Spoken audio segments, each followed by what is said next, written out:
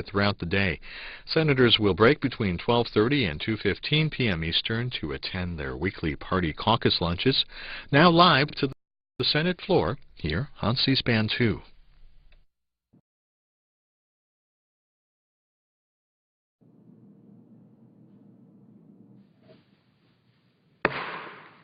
Senate will come to order. The chaplain, Dr. Barry Black, will lead the Senate in prayer.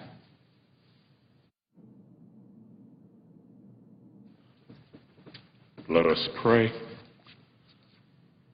O God of time and eternity, we come to you not because we are perfect, but because we trust your mercy and kindness. By your grace, we are able to triumph over evil, living no longer for ourselves alone, but for you. Give our senators a vision of the goals that produce righteousness, honor, justice, understanding, and peace. Empower them to serve the less fortunate, to bear the burdens of freedom, and to labor for your glory. Lord, help them to know the constancy of your presence, to give primacy to prayer as they work. Give them the gifts of your light and love. We pray in your merciful name. Amen. Please join me in reciting the Pledge of Allegiance to the flag. I pledge allegiance to the flag of the United States of America and to the republic for which it stands, one nation, under God, indivisible, with liberty and justice for all.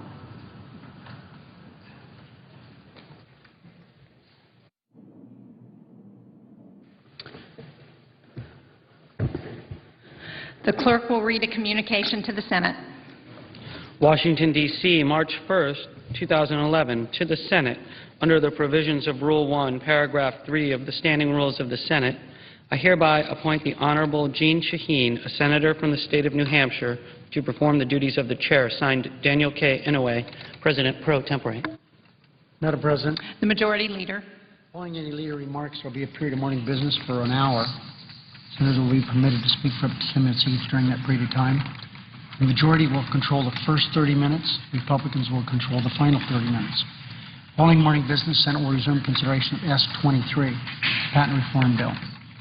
Senate will recess from 12:30 until 2:15 to allow for our weekly caucus meetings. Senators should expect roll call votes in relation to amendments to the Patent Reform Bill throughout the day. Mr. President, I ask unanimous consent that Senator Toomey of Pennsylvania be permitted to speak as of morning business at 2:15 p.m. today for up to 15 minutes in order to deliver his maiden speech in the United States Senate. Without objection. I understand that H.R. 1 is due for a second reading. The clerk will read the bill for the second time. H.R. 1, an act making appropriations for the Department of Defense and other departments and agencies of the government for the fiscal year ending September 30th, 2011, and for other purposes. Madam President, we have before us today an extremely important piece of legislation. It's called the America Invents Act of 2011. The reason I emphasize 2011, it's been almost 60 years since we had the last meaningful reforms of the nation's patent system. We have tried on many occasions in recent years to get this bill on the Senate floor. The Judiciary Committee has reported out a number of bills over the years, and we've taken no action here on the Senate floor for a number of reasons. But it's now on the floor. There are a couple of issues that are going to be the attention will be directed to. I've received calls from a number of senators who have amendments they want to offer. They are in relation to this bill, only two of which I think are really meaningful, but I'm sure there are others. I would hope that we can move through this One of the first amendments filed was the one that has nothing to do with patent reform, and we'll dispose of that. But I think it's important that we understand that this bill, if we do it right, will create millions of jobs. Some estimates suggest literally millions of new jobs could be created through this reform. Not every patent creates a job or generates economic value. Some are worth thousands and thousands of jobs. Jack Kilby's 1959 patent for semiconductor is an example of that. Steve Wozniak's patent for a personal computer in 1979. So it's impossible to predict how many new jobs or even new industries may lie buried within the Patent Office backlog. But there are thousands of backlogged patent applications there that we have to dispose of. And I would hope that we would work toward getting this done. We have issues that the Republican leader and I have worked to move forward, and the first issue at hand that deals with funding the government is the CR. We're looking to figure out a way to do the short-term CR. The President has said, and we'll hear this from him rather than from us, that we can't have these continual short-term CRs. So we're working to see if we can have a way of funding the government in the foreseeable future. The way that's going to be done is on a bipartisan basis. We would hope that's the case. No one benefits from a shutdown of the government, partial or otherwise. So I look forward to our work on this bill. Until we have something to work on, the House is going to pass a short-term CR today. Until we have something actually to work on, we need to focus attention on this patent bill, which is so very, very important. I would say that I've introduced a revenue measure that we could work off of. There's the, we have also, that I just, Rule 14, the second reading on a matter of full-year continuing resolution. It's H.R. 1, the one that comes from the House. I think it's pretty clear that won't pass, but it shows we're trying to move forward. The House is going to act on something today. I've placed my revenue measure on the floor, indicating to the Republican leader my intentions of moving forward on that. So it's important we work together to get this done. The current funding for the government runs out this Friday. So I look forward to everyone working hard on the patent bill, and when we're in a position to move forward on funding the government past 4th of March, that we'll move forward on that just as rapidly as we can. We know we have to do it this week.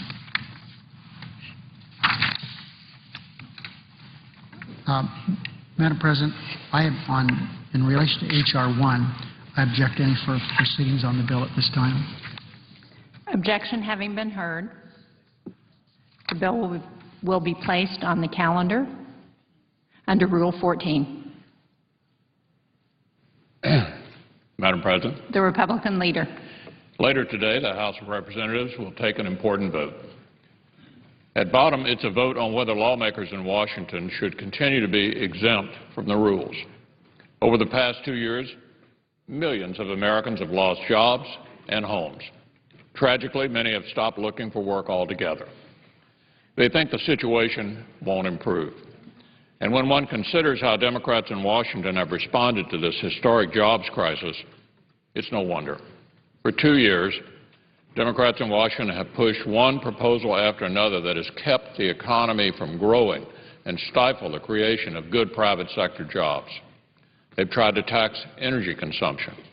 They've picked winners and losers in industry. They've handcuffed small business owners with a mountain of stifling regulations, including a health care bill that nonpartisan experts predict could lead to hundreds of thousands of more lost jobs. And earlier this month, at a time when economists say rising gas prices could delay an economic recovery even longer, Democrats proposed, get this, a change in the current tax laws that would amount to a new tax on everyone who drives a car or a truck in America, a minivan tax. So while the American people have been begging lawmakers to remove the burdens of government so they can do the work of growing the economy and creating private sector jobs, Democrats in Washington have been focused single-mindedly on growing government instead. And in order to do it, they've basically exempted themselves from the rules. They've said that while the rest of the country has had to tighten its belt in a down economy, Washington can continue on its spending binge in order to grow the government. They've said that while American families have had to pay off their credit cards, Washington can continue to rack up debt. They've said that while most Americans struggle to make ends meet, they don't have to. That's what this afternoon's vote in the House is all about. This bill should not be controversial. It's only become controversial because Democratic leaders in Congress have resisted every effort to rein in the spending binge. This bill proposes to cut spending for the next 2 weeks by $4 billion. And they fought it tooth and nail. They refuse to admit that Washington has a spending problem. But the verdict is in. For 2 years, Democrats in Washington have spent trillions more than we had in the Treasury. And if expanding the size and scope of government was the goal, it was a big success. But if helping the economy and helping people find jobs was the goal, it's been a disaster. What has $3 trillion more in debt gotten us? 3 million more lost jobs. Tonight's vote is an opportunity for House Democrats to admit that the status quo isn't working. It's a chance to take a small first step toward growing the economy and helping create jobs. And then later this week, Democrats in the Senate will have the same opportunity to show that they get it. Americans are watching. They want us to acknowledge that we need to play by the same rules that they do. They want us to tighten our belts, too, and show we're in this together. Madam President, I suggest the absence of a quorum. The clerk will call the roll. Mr. Akaka.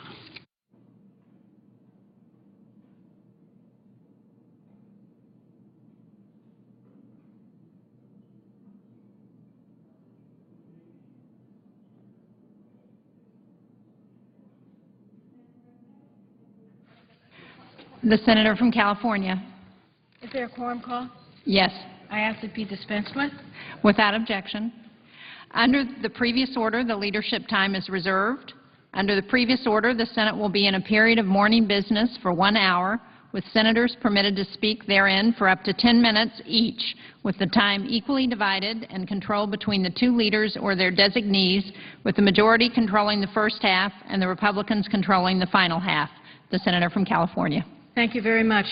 Senator Reid has told me that I have 30 minutes, so we'll start that at this time. And, Madam President, you know, we're in a very difficult time right now because we're getting out of it, the deepest recession since the Great Depression. And if you go back and just look at the headlines when our president was inaugurated and see the pace of job loss and see what happened to credit and see what happened to the auto industry and see what happened to the stock market, Madam President eventually lost about 50% from its highs. And now we're in a situation where we have this economic recovery starting. The jobs are not coming as fast as we want. We don't want to do anything to threaten that economic recovery, which threatens our families, threatens the middle class. This is not the time to hurt the middle class. And what we see in Wisconsin is the middle class finally saying to the governor there, look, be fair to us. We are willing to give up pay. We are willing to pay more for our benefits, but don't destroy our ability to have a say in our lives. So as this economic recovery plays out, and we have to deal with deficits that have come about because of this terrible recession, fewer revenues coming into the federal government, more people calling on programs to help them, unemployment insurance and food stamps, the things they need to stay alive. We have to deal with our deficit. There's no question about that. But we have to do it like grown-ups. We have to do it with common sense. We don't want to take a meat axe to this recovery and wind up losing jobs, jobs, jobs. Now, this last election was all about jobs. It really was. I was out there, I could tell you. And my Republican opponent every day said, Senator Boxer, where are the jobs? Where are the jobs? And that was a legitimate question. And I answered it this way. It's taking too long to get these jobs back where they should be. But I'm going to fight every day for jobs. And when I see a proposal that's going to threaten jobs, I'm going to talk about it. And I'm going to get to the Republican proposal for the rest of this year, the 2011, their budget proposal, which experts like Mark Zandi, Republican experts who advised Republican candidates, Mark Zandi advised John McCain. He says, as well as Goldman Sachs says, if you pass the Republican budget plan, you endanger 700,000 jobs. So what do? We have to cut spending, yes. We have to do it wisely. We have to sit together and discuss it, not say, my way or the highway. Here's the bill, don't talk to me. And I think it's important, as we hear the majority leader address his comments to the Democratic side, I want to address some comments to the Republican side. When George Bush was elected president, President Bill Clinton handed him a $236 billion budget surplus. Now, I'm proud to say I served at that time, and I voted for the Democratic budget, the Clinton budget. What did it accomplish? Quite a bit. Not only a balanced budget, but a surplus. There were those on the other side calling for an amendment to the Constitution for a balanced budget. We said, you know, we don't need an amendment to the Constitution. We just need to balance the budget and do it in a wise way. And we did it in a wise way. We cut out unnecessary spending, but we invested in things that created jobs. And guess what? We said to the upper income people of $1 million or more, you got to pay your fair share. They were willing to do it. They were able to do it. And we created not only surpluses in this federal government, but 23 million new jobs. Let me say that again. We created a surplus, not only a balanced budget, a surplus, but 23 million new jobs. Now the Republicans take over, and when George Bush leaves office, he had created 1 million jobs in 8 years, compared to 23 million. And guess what? He left us a $1.3 trillion deficit. And I say to my friends here, he left the wars off budget. So it was even way higher than that. He didn't put the 2 wars on the budget. Now, President Obama, in the short time he's been in office, created more jobs than George Bush did. Is that on this paper?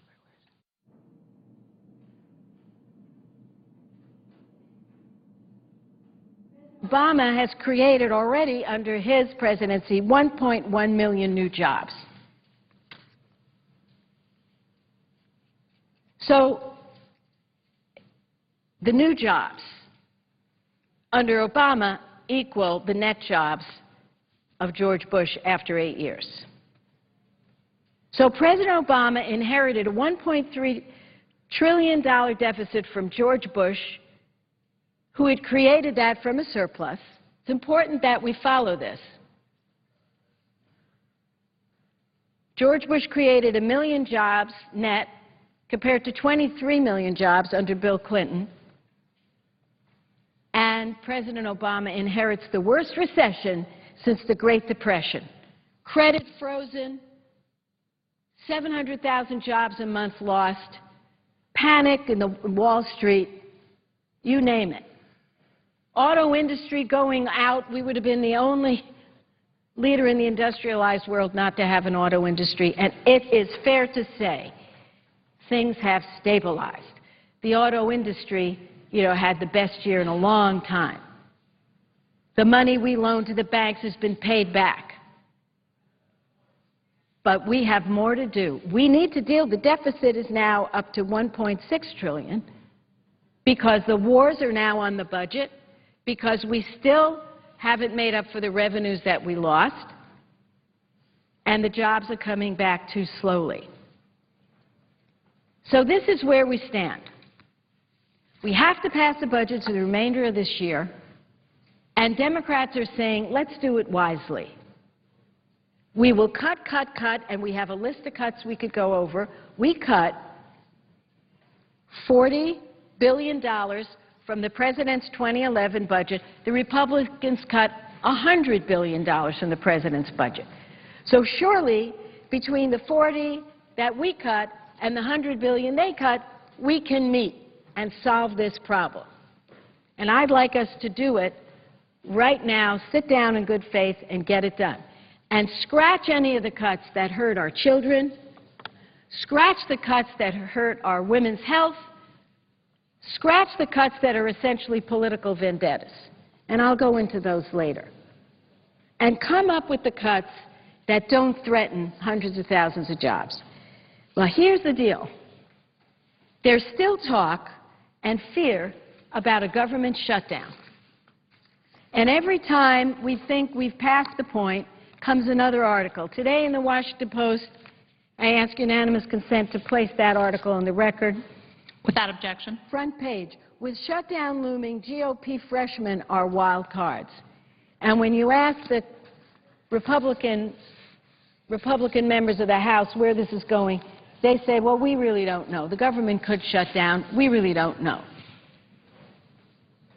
And I'll go into later what happened the last time the government shut down. I won't do that at this moment.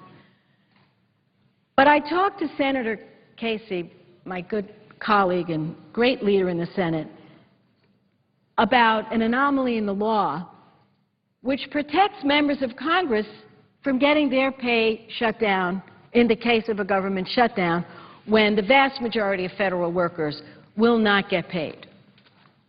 And he and I agreed. There is something wrong with this system. It isn't fair. If we fail to keep this government operating, which is our basic responsibility, to keep the checks flowing to Social Security recipients, to veterans with disabilities, to make sure that we don't harm the private sector contractors and workers, if we don't do that, we don't deserve to get our pay. So we put together a bill that says in the case of a government shutdown, members of Congress and the President must be treated the same way as other federal employees. And by the way, not get back our pay retroactively. And it touched a chord with several of our colleagues, and we have the bill written, and we have sent it to the Republican side and the Democratic side. My understanding is it has passed the Democratic side via hotline, and the Republicans are looking at it now. The co-sponsors of this bill are Boxer, Casey, Manchin, Tester, Nelson of Nebraska, Bennett, Warner, Wyden, Coons, Harkin, Hagan, Menendez, Stabenow, Merkley, and Rockefeller. We feel we have touched a chord with people. And we are hopeful and very hopeful we will avert a government shutdown, because it is bad for our country, it is bad for our families, it is bad for our states. And there's no need to have one.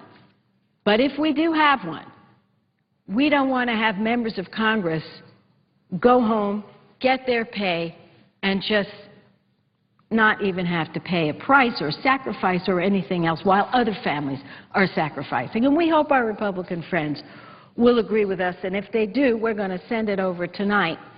We're not asking for unanimous consent right now. We are at 4 o'clock. And if this can go forward, we will send this bill proudly over to Speaker Boehner in the hopes that it will breeze through the House. And then, in case of a government shutdown, which we all hope will be averted, we know we are treated the same as federal employees, and we're not, sitting there getting our paychecks when others are not. So with that, I would yield the floor, I know, to Senator Casey for as long as he'd like it. Madam President. The Senator from Pennsylvania. Thank you, Madam President. I just want to take a couple of moments, first of all, to express gratitude, and I think people across the country will be, if we can get this done, will express gratitude as well, that in a time when the economy is still recovering and there's good news that the recovery is moving at a faster rate than it was a year ago and certainly even faster than 6 months ago. And I want to talk about that for a moment, but I do want to express gratitude to Senator Boxer for her leadership on this issue, where all she's saying, all we're saying together, as she did in the mid-1990s when this came up at the time of that shutdown, was that members of Congress have to play by the same rules that everyone else who depends upon the federal government for a program or for their pay, that we play by the same rules.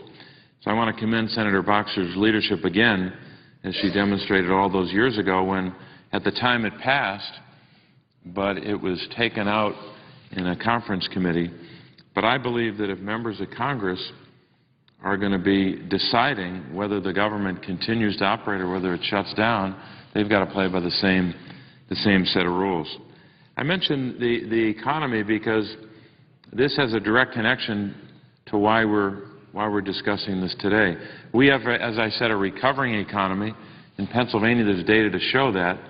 We were addressing this to Senator Boxer because I know that in California the unemployment rate's been high, and it was high for a long period of time in Pennsylvania. It's still high, but in a relative sense lower than a lot of places. We're at 8.5% in our state, and that translates into 538,000 people out of work, an incredibly high number. But I'll say this, that number was higher this past summer. We were approaching 600,000 people out of work. So now we're below 540 at last count, and I hope we're still moving in that direction when we see the monthly numbers again. So we have a recovering economy. We also have very high deficits in debt the American people are worried about justifiably. And I have no doubt that when we continue to work together in the Senate, and I hope this happens in the House as well, that we can come to a consensus about the 2011 budget, which is where most of the attention is right now, the 2012 budget, but also longer term about how we pay for essential services, how we create jobs, and how we reduce deficit and debt. But along the way, if members of Congress are going to vote for a shutdown, they shouldn't be paid their salary while that shutdown is in effect. It's really about some basic values, I think. It's about accountability, not having one set of rules for members of Congress and another set of rules for the American people. It's also about playing by the rules. We have to play by the same rules that we vote to attach to what happens in the federal government. And finally, I think it's about restoring or beginning to restore some of the basic trust that we hope the American people will have in their government. That trust, that faith that keeps our democracy together can be badly broken if we have members of Congress voting for a shutdown but still getting their pay after the shutdown's in effect. And finally, I'd say this. It's about a basic value called fairness. People expect us to be fair, and we cannot say to the American people that a member of Congress is voting to shut down the government and all of the implications of that, all of the instability that would create, but then in the same breath say, but I still want to get the pay that I have as a federal employee. So it is about accountability, trust, and fairness, and I want to commend Senator Boxer for once again showing the leadership that she demonstrated back in the mid-1990s on this issue, and again making it very clear that we're going to do everything we can to live by the same rules. If there's a shutdown, then our pay should be shut down. And with that, I would yield the floor. Madam President, how much time remains on our leader time? 12 minutes, 45 seconds. Thank you, Madam President. I want to thank the Senator from Pennsylvania for working hard on this piece of legislation. It's very, very simple. No budget, no pay. That's it. You can have no function of government more important than passing a budget and keeping us going. And the people have a right to expect that we will do our work. Social Security checks, if there's a shutdown, may not arrive on time. Veterans may not receive the benefits they've earned. Passports may not be issued. Superfund sites won't be cleaned up, and those are dangerous. Oil wells should be inspected. We see what happens when we don't do the functions of government. We pay. Our people pay.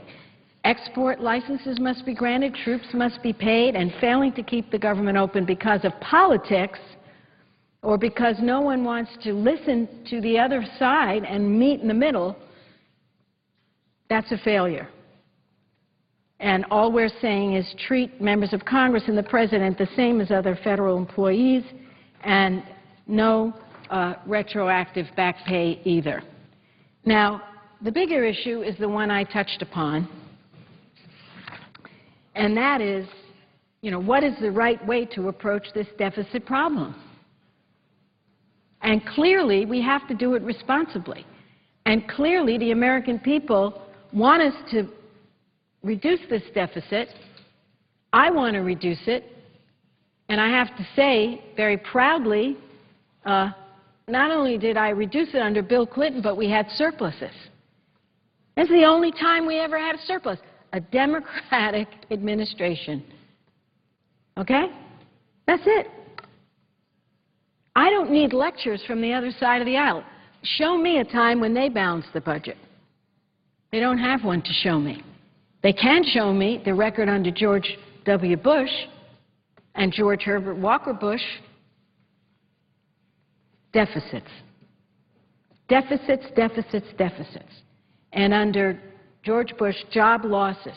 Over the entire 8 years, 1 million net new jobs compared to 23 million under Bill Clinton. What a record.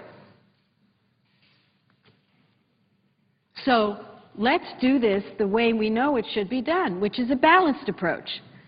Cut spending where it's wasteful, where it's useless, where it's dumb to spend money.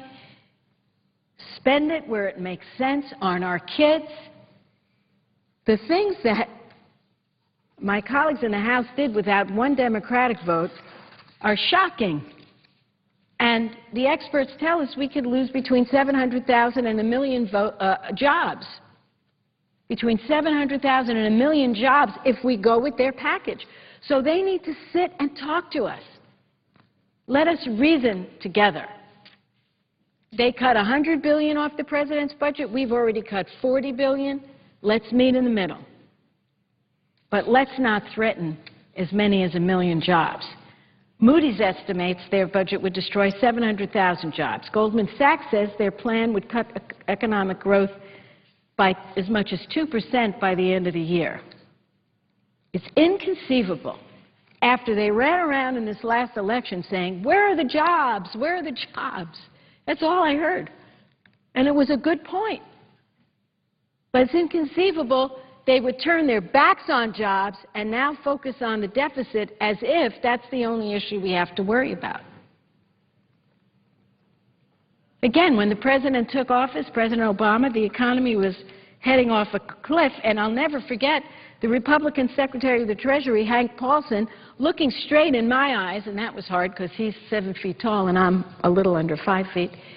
Well, he's not 7 feet, but he's, to me, looks like 7 feet tall, and saying, Senator, capitalism is on the brink of collapse.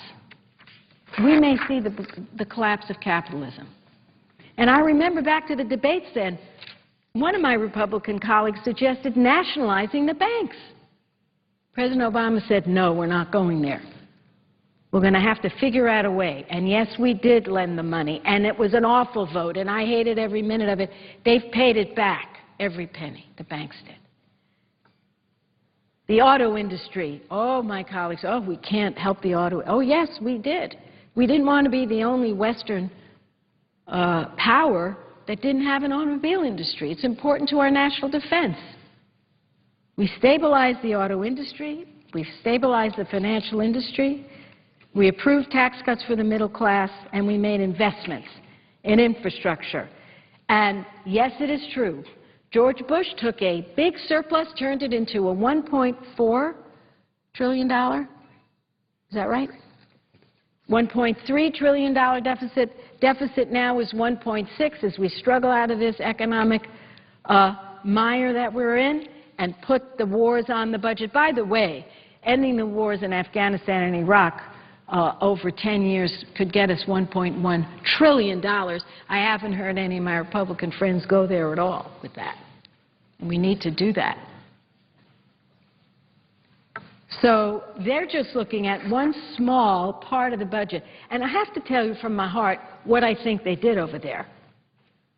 Cut $100 billion off the president's budget. We cut $41 billion off the president's budget.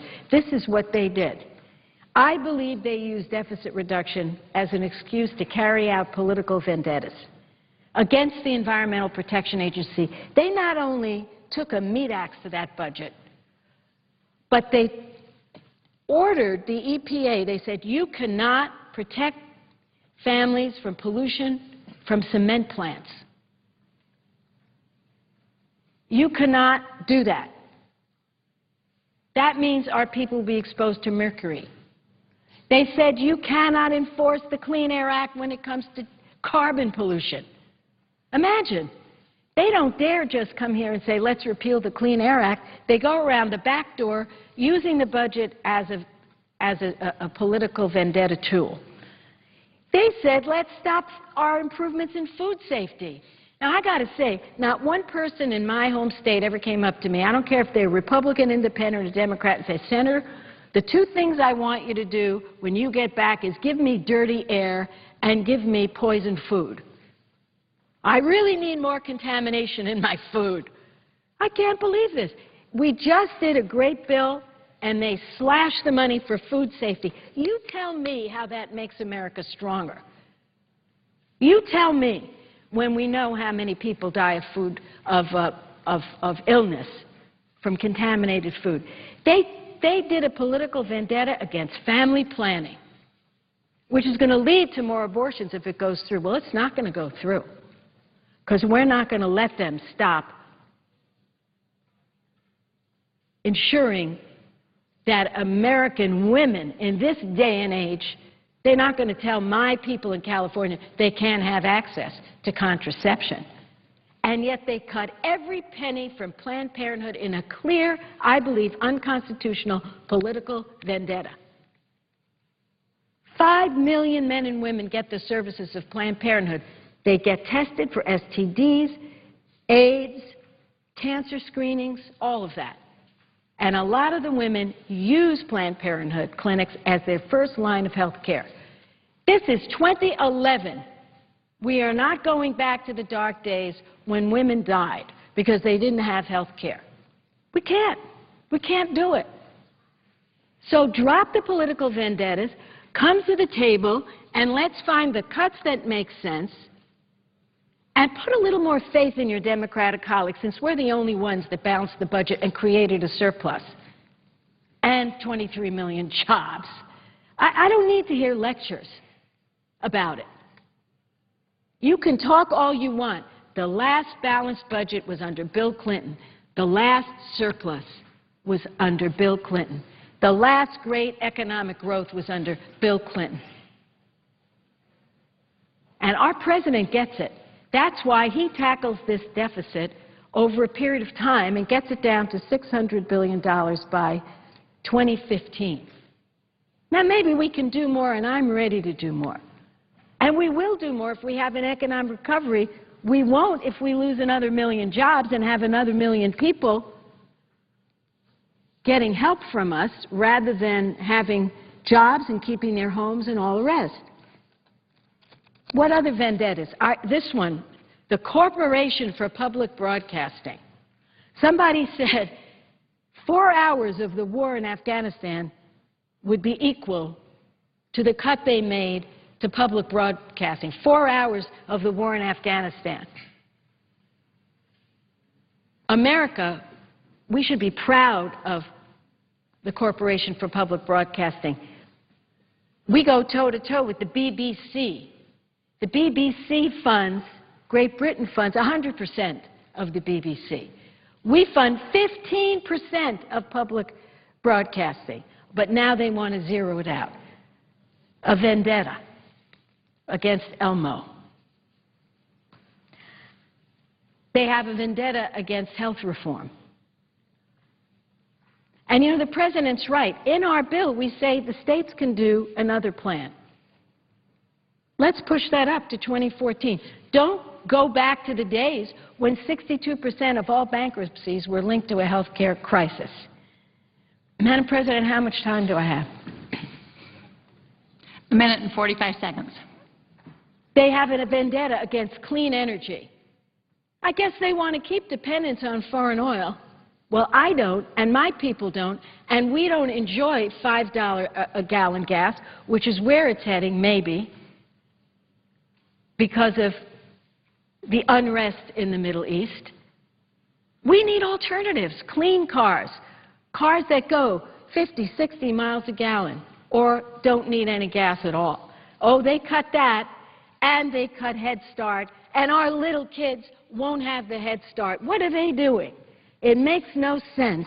Every dollar you put into this early childhood education saves $10. What are they doing? And Pell Grants.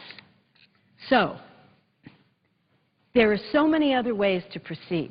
Do you know, if we just looked at the tax loopholes given to corporations who ship jobs overseas, it's over $140 billion over 10 years. Let's take a look at that. Let's take a look at that. Let's take a look at the billionaires.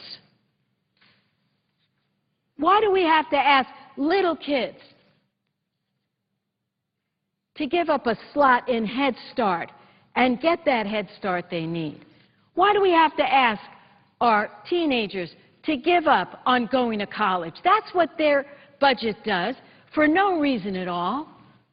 So let's avert a government shutdown by coming together.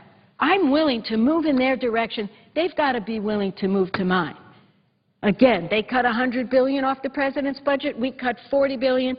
Let's meet in the middle. And I would ask for 30 more seconds, and then I'll yield to my friend.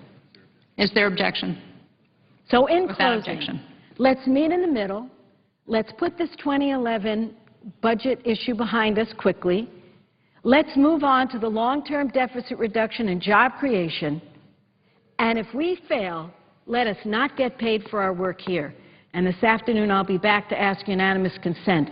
No budget, no pay. Thank you very much, Madam President, and I yield the floor.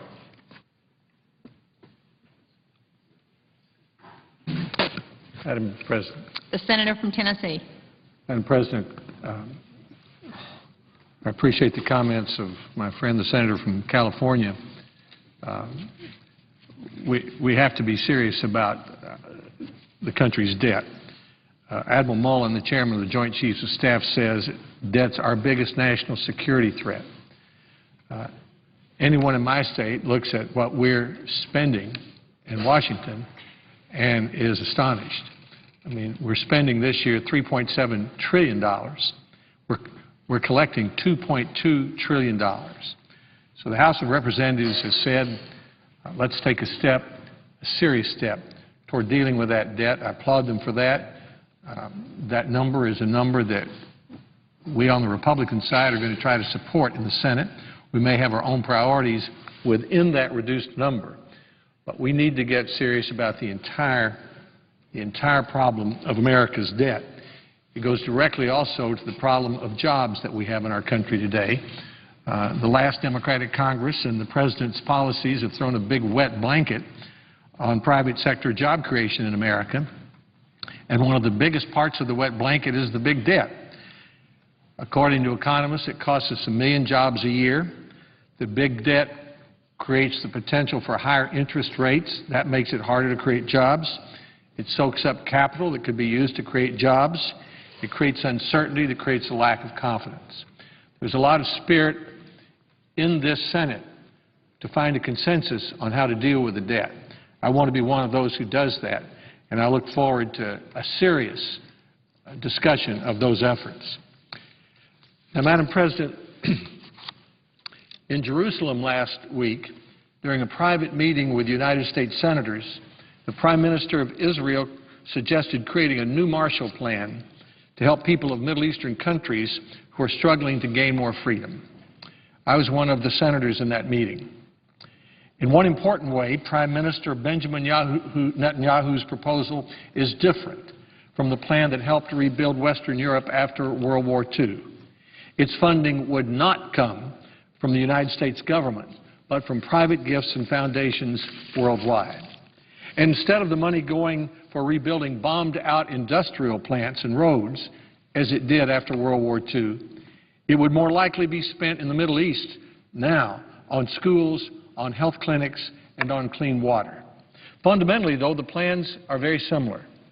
Both General George C. Marshall in 1947 and Prime Minister Netanyahu today propose helping adversaries as well as allies. Both aim to relieve hunger, poverty, desperation, and chaos. Both proposals are based squarely on self-interest as antidotes to the spread of philosophies unfriendly to democracy, communism in the case of post-war Europe, and militant Islam in the Middle East today. In both cases, applicants for the money would write their own plans. In 1948, 16 nations met in Paris to develop the Marshall Plan. President Truman then submitted it for approval to the United States Congress. Most of the money was distributed by grants that did not have to be repaid. The first Marshall Plan was short-term, from 1948 to 1952, and so should be this new Marshall Plan. The goal is not to create dependencies, but to help people stand on their own. Now, there's some important differences between the idea of the Marshall Plan after World War II and Prime Minister Netanyahu's proposal for the Middle East. The new Middle East Marshall Plan would cost much less. The original Marshall Plan spent between $115 billion and $130 billion in today's dollars over those 4 years. If a Middle Eastern plan carefully distributed a few billion dollars over 5 years, it could have an enormous impact. The Marshall Plan started out after World War II buying food and fuel and ended up rebuilding bombed-out industrial plants, roads, and other infrastructure.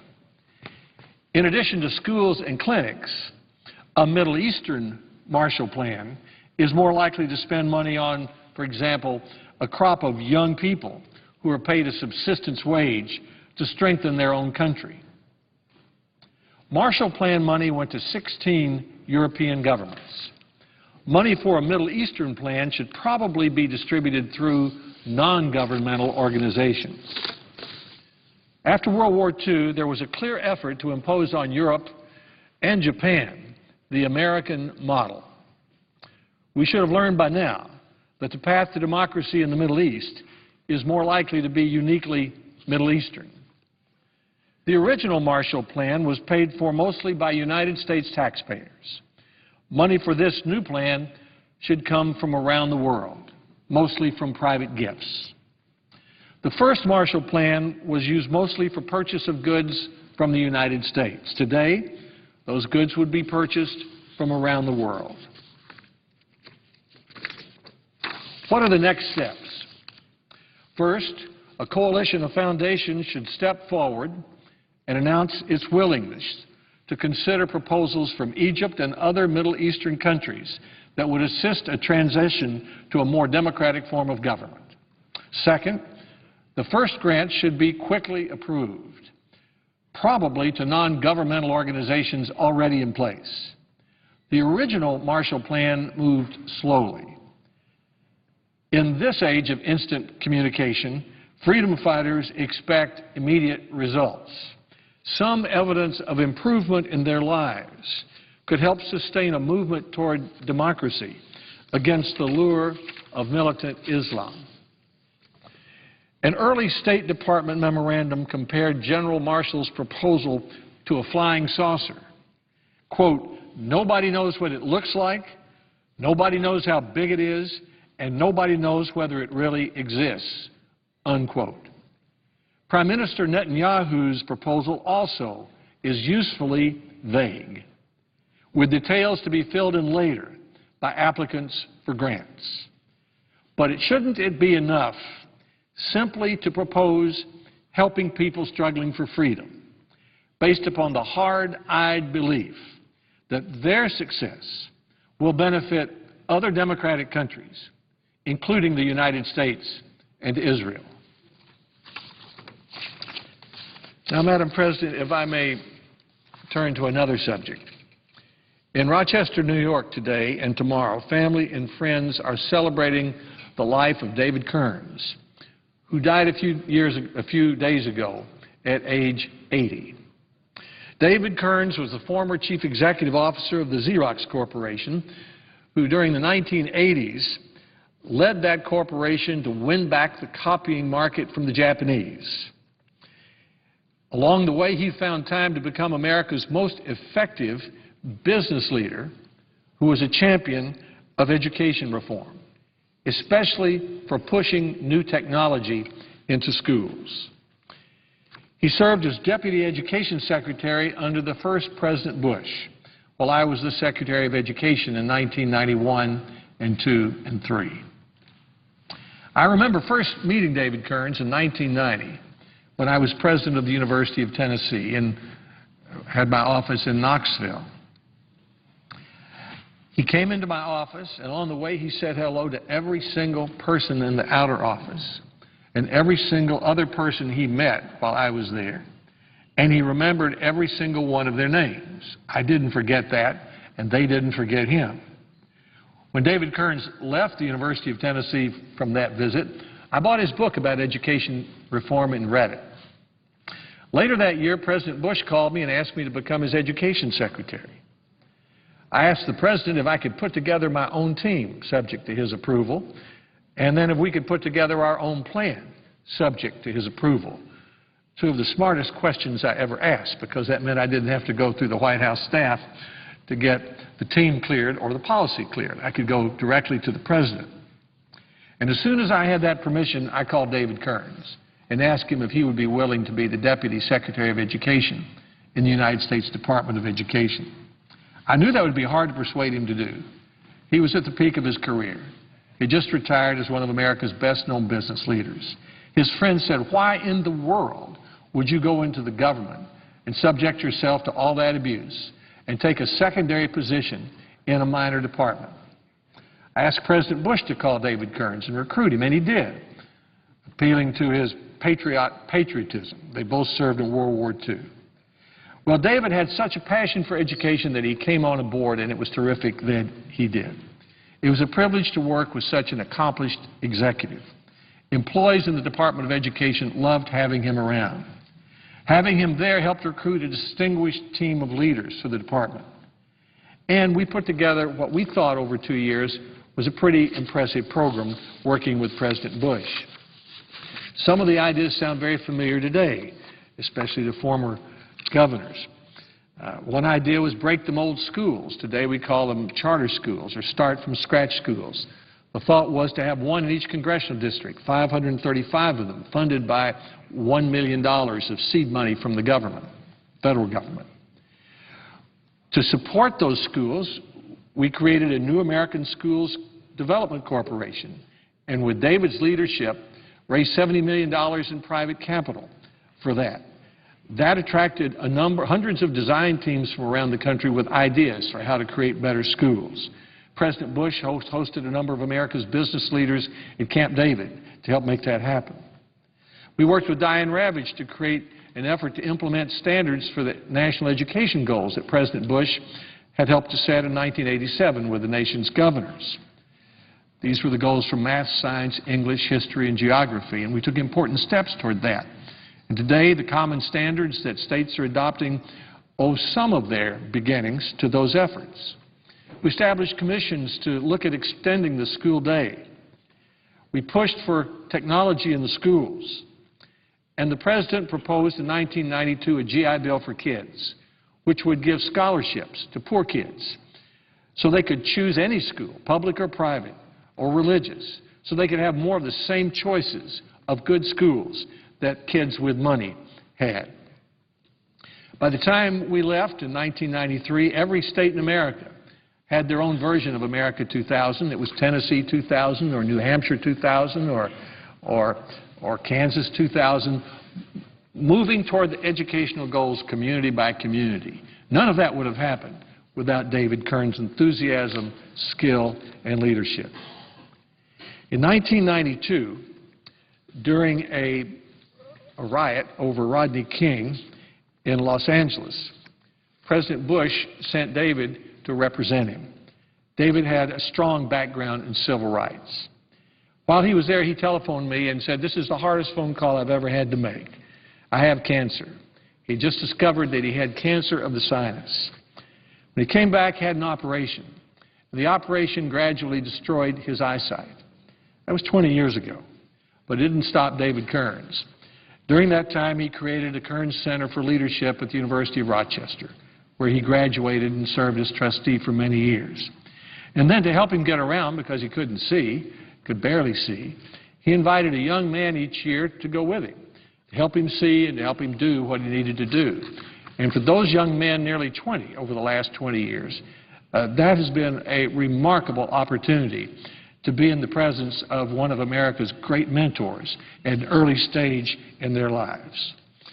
Everyone who knew David Kearns admired him and loved him. A few days ago, I spoke with Shirley Kearns, David's wife for 56 years, and reminded her of what she already knows, how much David's friendship meant to me. Honey and I will be thinking of them today and tomorrow in Rochester. We'll be thinking about Shirley, their 4 daughters, 2 sons, and 18 grandchildren. For me, one story sums up David Kearns' life better than others. I think back to 1995 when I was in Utah. I was trying to persuade Republicans that I was their natural nominee for President of the United States. I wasn't successful in that, but I was enthusiastic about it. I had made to a Republican group what I thought was an especially good speech. During the speech, I talked about my work in the United States Department of Education, and I talked about David Kearns, about his leadership, about how he helped do all the things that I had just mentioned. After the speech, an enthusiastic Republican lady came up to me and said, "That was a wonderful speech." "Thank you very much," I said. "Now I know who should be president," she said. "Well, thank you," I said. She smiled and said, "David Kearns." That was the opinion that she and I and almost everyone who met had of David Kearns, whose 80 years in this country have been very special. I thank the President. I yield the floor.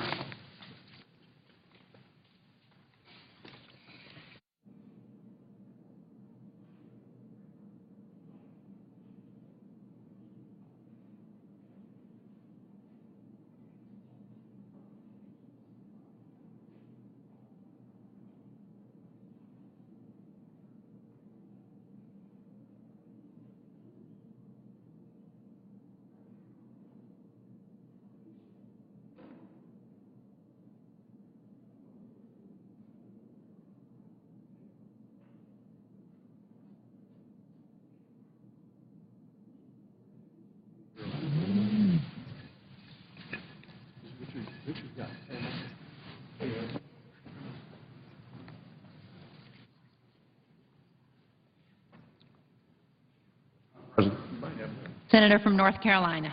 Madam President, we're in morning business. We are. I thank the President. Madam President, I'd like to take a moment in this chamber to honor the passing of the last doughboy, Mr. Frank Buckles, the last of those World War I veterans. Mr. Buckles was America's last living World War I veteran, and he died Sunday in West Virginia. His death came 1 month after his 110th birthday, which he celebrated on February 1st with his family. He was dedicated to serving his country at all costs. Frank Buckles enlisted in the U.S. Army when he was only 16 years old. Throughout the Great War, Mr. Buckles, he served on the RMS Carpathia, drove ambulances, motorcycles in France and England, and escorted prisoners of war back to Germany. Mr. Buckles lived to see our country at war several more times in his life. He even survived as a prisoner of war during World War II. He'd been captured while working for a shipping company in the Philippines. As a soldier and as a civilian, Mr. Buckles lived a life defined by hard work, love of country, and a sense of duty to his fellow citizens. His passing marks the loss of a generation that shared those same values, a generation that built America into the country it is today. My thoughts go out to his family. It's also important that we recognize that Mr. Buckles' death is an important moment for all of America. Our country should come together to honor Mr. Buckles and an entire generation that has done so much to build a world where democracy and freedom are celebrated values. This is the reason that I co-sponsor with my colleague from West Virginia, Senator Rockefeller, a resolution that I hope our colleagues will support unanimously to allow this last in a generation of heroes to be recognized by the Congress of the United States, either in a service or by laying in honor in the rotunda. A privilege that is held for very few, but one that I think rises to the occasion of the last hero of a generation, an individual and a generation that played such a part in the values of this country. Madam President, we will have an opportunity to celebrate the life of this man, but more importantly, to cherish the fruits of his commitment by those freedoms and those liberties that are protected still today. I yield the floor.